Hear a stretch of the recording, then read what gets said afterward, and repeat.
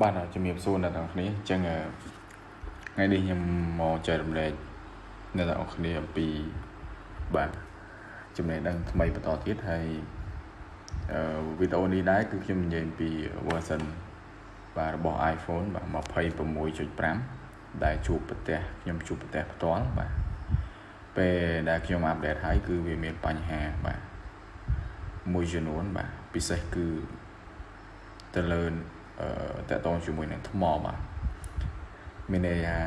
គឺវាស៊ីថ្មខ្លាំងមែនទែន version មួយនេះហើយទី2តកតងជាមួយនឹងសំឡេងបាទខ្ញុំជួបបញ្ហាពីរធំៗនៅពេលដែលខ្ញុំអាប់ដេតហើយគឺបាទធ្វើឲ្យខ្ញុំមានការពិបាកក្នុងការប្រើប្រាស់មែនទែនបាទអញ្ចឹងបាទ iOS របស់ខ្ញុំគឺ 26.5 បាទហើយថ្មីខាងមុខនេះយើងនឹងទទួលបាន version 27 បាទ beta ពី iPhone ណាបាទជាងក្នុងវីដេអូនេះខ្ញុំនិយាយពី version 26.5 បាទដែលខ្ញុំជួបប្រទះបាទគឺវាស៊ីថ្មខ្លាំងមែនទែនបាទស៊ីថ្មច្រើនបាទហើយតើតើជាមួយនឹងសលេងបាទគេខលមកអត់លឺទេអញ្ចឹងដើម្បីដោះស្រាយបញ្ហាទាំងអស់ហ្នឹងបាទជាដំបូងយើងត្រូវធ្វើការបាទកំណត់បាទថ្មសិនបាទ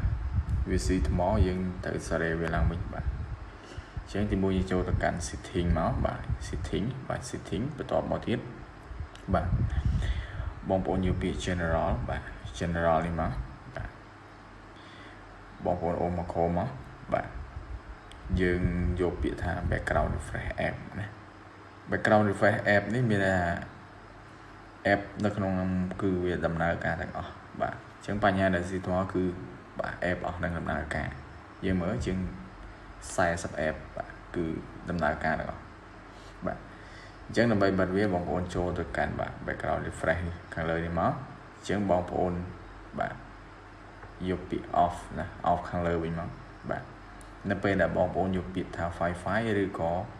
Wi-Fi and cellular data នេះមានន័យថានៅពេលដែល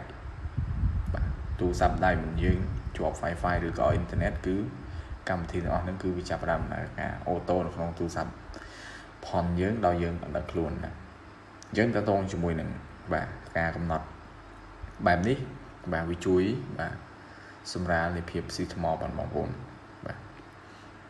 អញ្ចឹងទី2តើតងជាមួយនឹងសលេងបាទយើងបែកមកវិញមកបាទ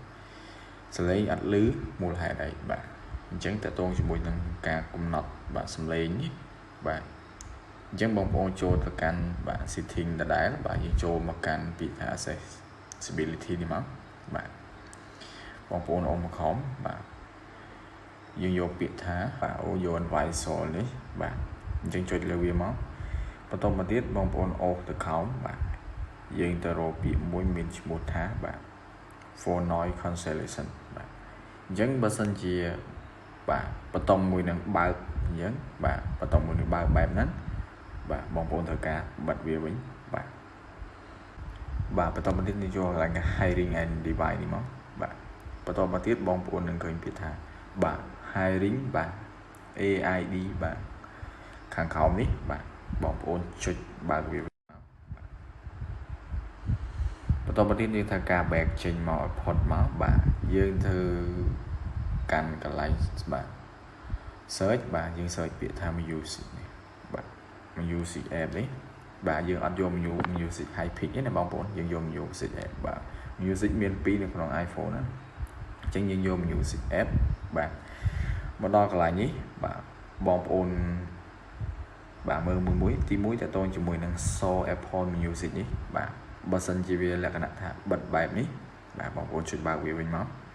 បាទទី2បាទយើងអូនមកក្រោមទៀត sound check បាទ sound check នេះបើសិនជាវាបិទបែបនេះដែរបាទយើងចុចបើកដូចគ្នាបាទបន្តមកទៀតកន្លែងបាទ cellular streaming នេះបាទបើសិនជាវាចេញពាក្យណាន់បែបនេះបាទបងប្អូនត្រូវចុចលើវាមកបាទយើងយកពាក្យថា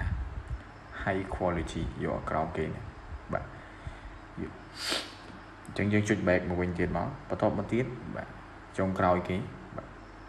យើងចេញ import មកបាទចុងក្រោយគេយើងចូលទៅកាន់បាទ function មួយទៀតគឺបាទ fake ID and passcode ណាអញ្ចឹងជាការកំណត់ចុងក្រោយគេបងប្អូនជួយនឹងមកបាទ